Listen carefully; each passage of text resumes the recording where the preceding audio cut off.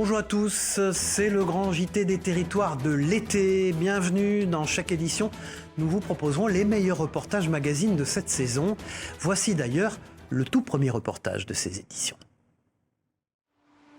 La porte de l'ascenseur se referme.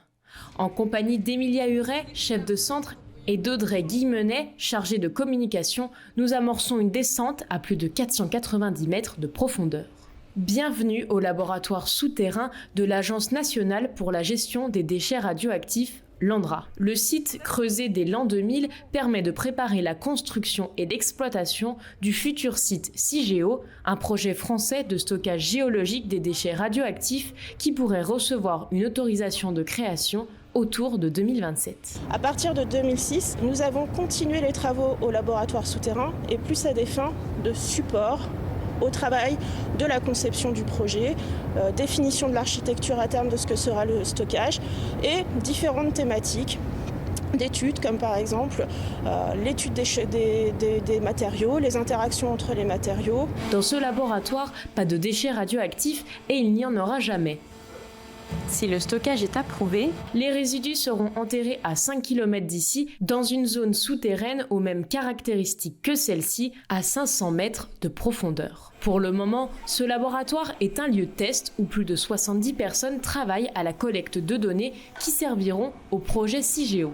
Aujourd'hui, par exemple, ces agents creusent la roche calcaire pour qu'elle soit étudiée par les géologues du site. L'enjeu ici de ce laboratoire, depuis plusieurs années, a été de vérifier les propriétés de confinement de cette roche pour ce projet, mais également d'autres objectifs.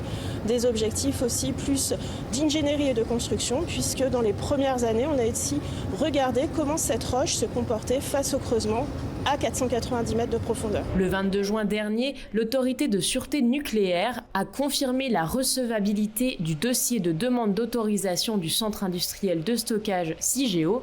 Au total, 10 000 pages de documentation ont été transmises à l'autorité. L'instruction technique est désormais lancée, marquant une étape fondamentale dans le développement du futur site CIGEO. Cette instruction devrait durer 3 ans. D'ici là, les analyses se poursuivent dans ce laboratoire de Bure.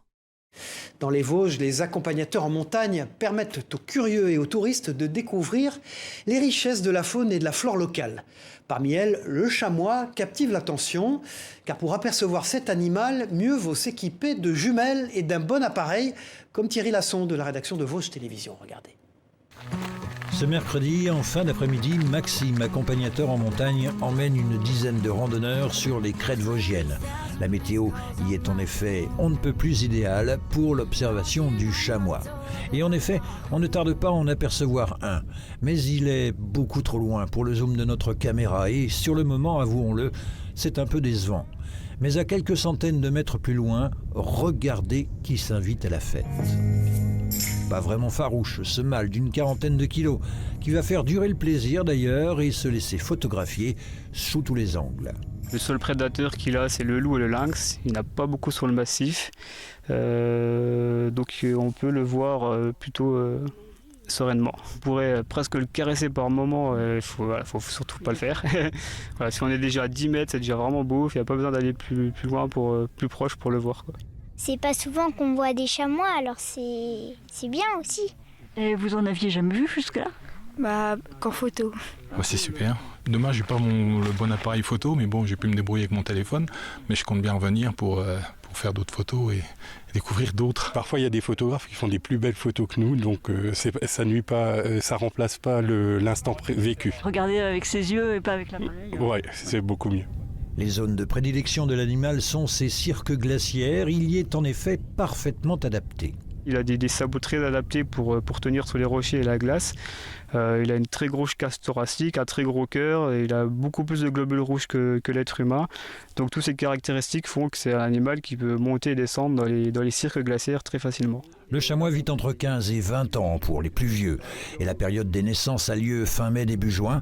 Bien qu'appartenant à la famille des bovidés, l'animal, on le voit, est bien plus proche de la chèvre de montagne, car il est de la sous-famille des caprinés. Le ruminant a été introduit dans le massif en 1956, précisément 11 chamois d'Uffelberg en Allemagne. Et aujourd'hui, on en compte 1 millier, une population qui doit être régulée.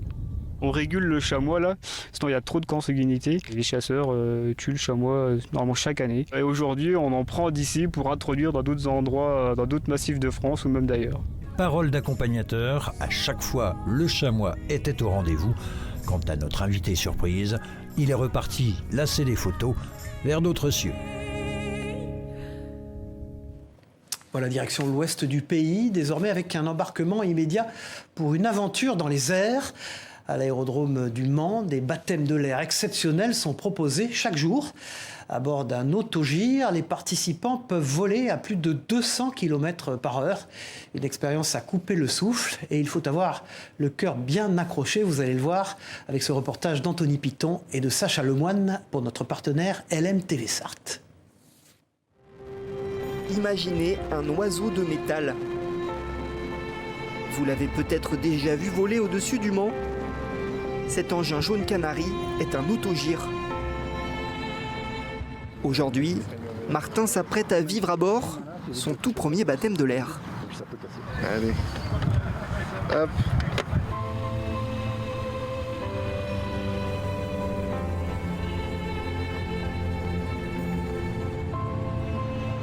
Une expérience pleine de sensations fortes. En l'air, Martin découvre des paysages sous un angle nouveau. Super bonne sensation, très grosse sensation de liberté. Je referai pour peut-être avoir des cabrioles un peu plus importantes que ce premier vol découverte. Car l'autogire est un drôle d'oiseau, entre avion et hélicoptère. Engin connu pour sa maniabilité, il offre des sensations de vol assez uniques. C'est vraiment une vue sphérique, on y voit partout. Donc c'est des sensations de pouvoir voir sa maison, de pouvoir voir les châteaux, les rivières, etc. De visiter, mais de se déplacer comme on veut, de s'arrêter sur place, de passer de 0 à 200 km/h en 5 secondes et en même temps de pouvoir se mouvoir où on veut. Air Bleu ULM organise entre 300 et 400 baptêmes de l'air par an. Et pour ceux qui veulent aller plus loin, il est aussi possible de se former au pilotage et de passer son brevet de pilote d'ULM. Il y a quand même des notions à connaître et à savoir, donc voilà, il ne faut pas avoir la tête dure, on va dire. Hein. Il faut vraiment emmagasiner pas mal de petites choses qui font qu'après, derrière, ça va bien se passer. Même notre stagiaire Sacha a quitté le nid. C'est parfait, cool, parfait. Alors on est parti. Alors, prêt à prendre votre envol ? Xavier Horry est un passionné des années 60 et plus particulièrement des voitures de cette époque.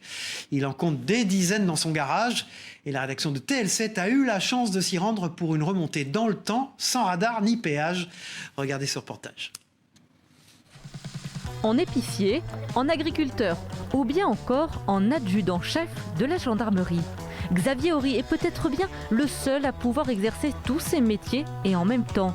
À 44 ans, ce fan des années 60 fait vivre tous ses personnages à travers sa passion, la collection de véhicules qui nous replonge dans les 60s. Dans son hangar à Ferney, Xavier Horry a entreposé tous ses véhicules. Près de 70 voitures y sont précieusement abritées. Dans sa collection, on est surpris d'abord par la dizaine de voitures de la gendarmerie. Bichonnées et repeintes pour certaines, le collectionneur aime jouer le gendarme de l'époque. C'est aussi un métier que j'aurais voulu faire. Tout à fait, donc voilà, là aussi on se rattrape. On se rattrape avec les véhicules, on se rattrape avec l'ambiance. On se rattrape via une association qui s'appelle l'APTG pour lequel on travaille un petit peu avec la gendarmerie pour faire des expos, des choses comme ça. S'il n'a pu endosser l'uniforme, aujourd'hui il s'est bien rattrapé. 4L, estafette bleue, Peugeot 305 et bien d'autres encore.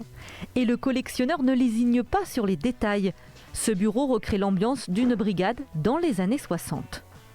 Avec tout le matériel d'époque, que ce soit tant au niveau du matériel machine à écrire, téléphonie, plans divers, que les manuels de gendarmerie, que les procédures. Voilà.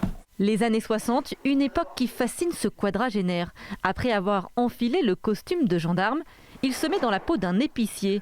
C'est à bord de cette estafette qu'il aurait tant aimé sillonner la campagne ligérienne. Voilà, c'est la peau de l'épicier.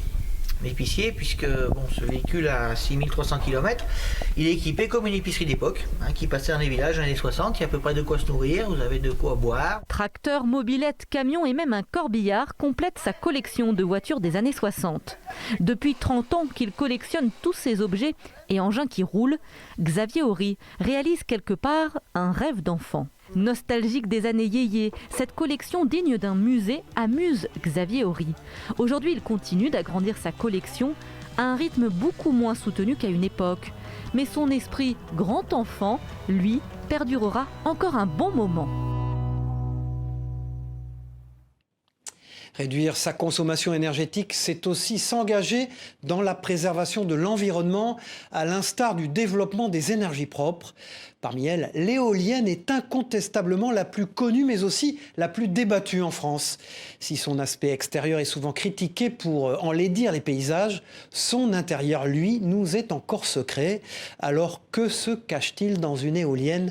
Les révélations et explications de la chaîne TVR. Près de Rennes, ce reportage. À la question à quoi ressemble l'intérieur d'une éolienne, voici la découverte de l'une d'elles sur le parc éolien de Theillet, au sud-est du département. La visite commence par le passage dans un monte-charge, puis la prise d'une échelle exiguë, avant de se retrouver à 100 mètres de hauteur, dans ce qu'on appelle la nacelle, la partie rectangulaire au-dessus du mât, à la base des pales. C'est ce qu'on appelle le moyeu ou le hub, donc il y a les 3 pales.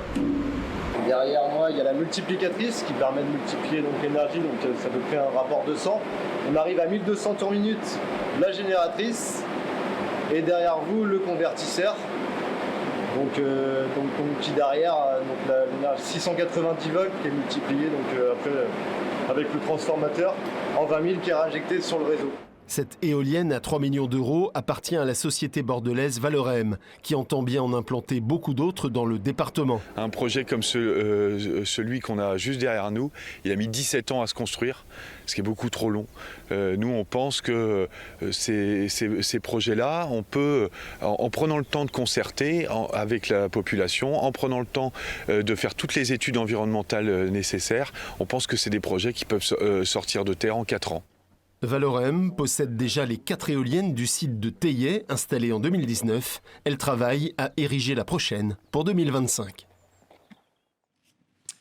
L'amour des traditions nous conduit dans les Vosges, maintenant dans un atelier hors du temps, celui d'un artisan italien qui consacre sa vie à la reproduction de reliques. Boutons d'uniforme, vêtements ou pièces de monnaie, rien ne se perd, tout se restaure et tout se fabrique ou se refabrique. Reportage d'Hélène Leplat pour Vosges Télévisions. Travailler dans le temps et plonger dans le passé, c'est la traduction même en latin de Labor Temporis, le nom de l'atelier créé en 2016 par ce fondeur d'art dans le village de Removille près de Neufchâteau. Et rendre visite à Marco Di Saro, c'est traverser les âges. Cet artisan d'origine italienne s'est spécialisé dans la reproduction d'objets historiques sur une période couvrant l'Antiquité à la Première Guerre mondiale. Il fabrique par exemple des boutons d'uniforme des armées napoléoniennes ou des monnaies de l'Empire romain. Jeune, il se prend de passion pour les reconstitutions historiques et décide avec des amis de vivre à l'époque médiévale. On a reconstruit les habitants de notre ville, des habitants simples, voilà, pas des riches à l'époque. Et donc on a commencé comme ça à la fin du XIIIe siècle. Après, on est passé par passion au Premier Empire napoléonien, parce qu'il y avait des régiments italiens qui ont combattu pour la France. Pour vivre pleinement sa passion de l'histoire, Marco Di Saro va suivre une formation en bijouterie et se spécialiser dans la fonderie d'art de métaux légers non ferreux. Dans son atelier, il réalise ses moules selon la technique de la fonte à cire perdue, d'où sortiront des pièces de l'époque choisies, comme cette boucle de ceinture romaine. Le geste, lui non plus, n'a quasiment pas changé. Ça change un peu la forme et les matériaux des outils, mais à la fin, sont plus ou moins les mêmes. J'ai parlé de la documentation d'origine, disons à peu près au 80% des pièces, même plus. Et de là, avec les dimensions, les matériels et la forme, je vais recréer l'objet. Les articles sont remarquables de précision, fabriqués essentiellement en laiton ou en bronze. Marco Di Saro possède ainsi toute une collection de pièces de monnaies antiques. Ah voilà, ça c'est un des premières pièces. C'est vraiment, avec ça on peut tuer quelqu'un. C'est vraiment très très lourd et très gros. Ça c'était un des premières pièces en bronze, les sesterces en fait. Ces petits objets en série ou à l'unité sont commercialisés en ligne, essentiellement auprès de musées, un monde de connaisseurs. Et sur l'époque choisie par l'artisan italien pour ses créations, ils sont moins d'une dizaine en France à exercer comme lui ce métier original. Allez, intéressons-nous à présent à un autre métier dans cette édition et à un navire méconnu de la plupart d'entre nous, la pilotine. Un navire puissant à la fonction particulière, transporter des pilotes spécialistes des entrées et des sorties de port à bord des ferries, des paquebots ou des cargos, comme vous le voyez sur ces images de nos partenaires en Corse. Un bateau et un métier atypique et non sans risque. Écoutez ces précisions recueillies par Maï Poupard et Paul Claret de Télépaésé. Alors, notre métier consiste à faire entrer des bateaux ici sur la station de l'île Rousse et de Calvi. C'est des bateaux à partir de 60 mètres, tout ce qui est yacht ou navire de plaisance et surtout de commerce, et les faire entrer en sécurité. C'est surtout des bateaux qui sont très puissants pour affronter les mauvaises conditions météorologiques. Ce sont des bateaux qui sont relativement stables, qui permettent de passer du portique que vous voyez à l'échelle de pilote et qui nous amènent à bord en toute sécurité. Et puis direction l'Isère dans ce journal pour une escapade souterraine. Parmi les merveilles de la région, les grottes de la Balme occupent une place bien à part. Le site abrite plus d'1 kilomètre d'exploration où se mêlent touristes et chauves-souris. Avec des températures très fraîches sur place, le site est aussi un moyen d'éviter le choc thermique pendant les chaudes journées estivales. Regardez ce reportage de notre partenaire Télé Grenoble. Donc là, il y a un petit passage assez étroit, il faut vraiment se faufiler et faire preuve vraiment de souplesse. Mais il faudra aussi faire preuve d'humilité face à la beauté naturelle de l'une des 7 merveilles du Dauphiné. Dans le Nord-Isère, les grottes de la Balme offrent au public un spectacle riche en découvertes et en histoire dans l'espace naturel sensible des coteaux de Saint-Roch. On rentre par un porche qui fait à peu près 35 mètres de haut, donc déjà ça c'est déjà impressionnant. Ensuite on arrive dans un espace très ouvert avec des dimensions de cathédrale. On y trouve des lacs, on y trouve des labyrinthes aussi, 2 labyrinthes qui sont très spécifiques des grottes. On y trouve des gourds, donc ces petits bassins qui sont tout à fait magnifiques. Donc ces passages ils sont formés tout simplement avec le passage de l'eau pendant des milliers d'années. Alors ici vous avez une formation un peu particulière qui s'appelle une marmite de géant. Qui est une formation complètement naturelle. Ça se forme de manière assez simple. On a de l'eau qui va couler, qui va tourbillonner et qui va emporter avec elle des cailloux ou un peu de sable. Ça fait une d'érosion mécanique assez simple à comprendre.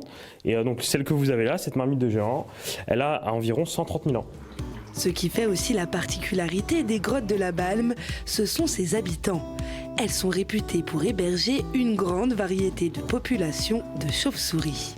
Les grottes accueillent différentes espèces d'oiseaux dont certaines sont rares, comme des rapaces nocturnes, en plus d'avoir ouvert la porte à quelques mammifères, eux aussi extrêmement rares. Donc là on s'engouffre dans le labyrinthe de François Ier. C'est une peinture d'un artiste lyonnais qui s'appelle Théodore Lévigne et qui a été réalisée en 1882. Elle est là pour commémorer un événement historique majeur à la fois pour le village mais aussi pour les grottes, à savoir la venue de François Ier en personne aux grottes de la Balme, en 1516.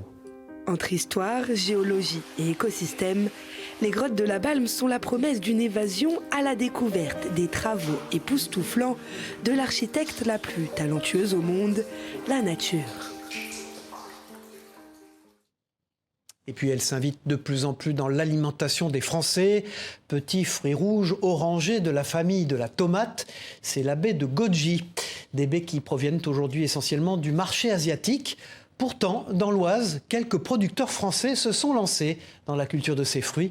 Jérôme Aubron les a goûtés pour WEO TV, regardez. En Chine, on lui prête des vertus millénaires telles que la jeunesse éternelle. Oh, regarde là, il y en a. Regarde. C'est la baie de goji, petit fruit orangé de la famille des tomates que Valérie cueille avec délicatesse. On choisit les bien mûrs, bien colorés, charnus et bien orangés, vermillon, voire rouge. Je préfère cueillir avec la queue pour qu'elles se conservent mieux. Comme ça, au frigo, on peut les garder une dizaine de jours sans problème. Et pour le contrôle qualité, l'agricultrice peut compter sur son fils. Hé, mange pas tout, gourmand. Mets-les dans le kangourou, s'il te plaît. Ah oui, c'est super bon. Il n'y a presque même pas besoin de les croquer. Originaire de Méditerranée, la baie de goji s'est d'abord exportée en Chine. 90% des baies produites dans le monde proviennent désormais du marché asiatique. Pourtant, il y a 5 ans, c'est bien dans l'Oise que Valérie décide d'en développer la culture. Un pari sur l'avenir. Alors la baie de goji, elle pousse très bien sur un sol calcaire. Et notre plateau picard, il est justement très calcaire. Le climat évoluant, on arrive à des taux d'ensoleillement suffisants maintenant pour produire. la baie de Goji. Connue pour ses qualités gustatives, la baie de Goji s'installe de plus en plus dans le régime alimentaire des Français. Et contrairement aux idées reçues, elle ne se consomme pas qu'en fruits secs. On a l'habitude de les trouver sèches dans les magasins, mais en fait, c'est comme tous les fruits, c'est meilleur frais, il y a plus de vitamines, et il y a tous les bienfaits, et le goût est plus savoureux. C'est le fruit qui contient le plus de vitamine C au kilo. Elle est aussi très riche en acides aminés. La France ne compte qu'une vingtaine de producteurs de baies de goji, d'où sa valeur. Pour des baies fraîches et bio, il faudra compter en moyenne entre 80 et 100 € le kilo, le prix d'une alimentation à la fois saine et locale. Ils sont plus de 15 000 chaque année à être abandonnés. Les animaux de compagnie sont les principales victimes des départs en vacances. Une donnée malheureuse compensée néanmoins par une prise de conscience de plus en plus importante sur le bien-être animal. Exemple dans la Loire où les animaux ont notamment le droit à des séances d'ostéopathie. Un reportage et des explications de Céline Arcilia pour la rédaction de TL7. Regardez. Pepsi est la jument de 22 ans de Vanessa. Et pour cette propriétaire, il est indispensable de s'occuper du bien-être de sa mamie. Elle a régulièrement recours au service d'une ostéopathe pour s'assurer qu'elle n'ait pas de maux musculaires ou osseux. C'est une tendance qui est d'actualité et c'est très très bien. Les gens font de plus en plus attention à leurs animaux, à leur bien-être, à leurs besoins. Et ça, c'est impeccable parce qu'il y a des choses qui sont importantes. On ne peut pas monter sur le dos d'un cheval sans savoir s'il a mal ou pas. Pepsi passe donc sous les mains expertes de Pauline Barry. Son activité est relativement jeune, mais elle est de plus en plus plébiscitée par les propriétaires d'animaux. Chaque mois, elle peut en voir entre 60 et 90 en consultation. Des animaux comme les chiens qui apprécient particulièrement le moment. Comme Priska, Pauline sait cibler les problèmes tout en respectant les besoins de ses patients. Même si au début il y a une petite appréhension, parce que souvent je mets mes mains là où ils ont mal, mais c'est vite dissipé quand ils voient que finalement on y va doucement et que je respecte aussi les limites qu'ils me fixent quand ils me disent qu'ils ont mal, et on arrête, on essaye vraiment en fait de rester sous le seuil de douleur. Et si les propriétaires sont de plus en plus attentifs au bien-être physique de leurs animaux, l'aspect psychique est aussi une préoccupation. Marie-Jo Reynaud-Sabot est comportementaliste félin, une discipline peu connue finalement, et pourtant. Le chat, il est un peu considéré comme un meuble dans la maison, alors que lui, il a des vrais besoins. Il a besoin d'interaction dans le jeu, par exemple. Il a besoin aussi d'avoir des coins à lui. La comportementaliste va établir un programme avec les propriétaires pour changer des comportements gênants comme le dépôt d'urine en dehors de la caisse ou l'agressivité, des comportements qui ont pu se développer lors des derniers confinements. Alors que l'on soit chien, chat ou bien cheval, les propriétaires d'animaux s'accordent souvent sur une chose, leurs compagnons méritent une attention particulière pour être bien dans leur tête. Direction la Martinique pour terminer cette édition avec d'autres images éblouissantes, celle d'un volcan totalement décapité par l'érosion. À Sainte-Anne, la savane des pétrifications, c'est son nom, offre un paysage quasi lunaire, aussi incroyable que spectaculaire. Jean-Marc Dabreux et Teddy Albert de la rédaction de Via ATV en Martinique nous y conduisent pour une escapade volcanique. Regardez.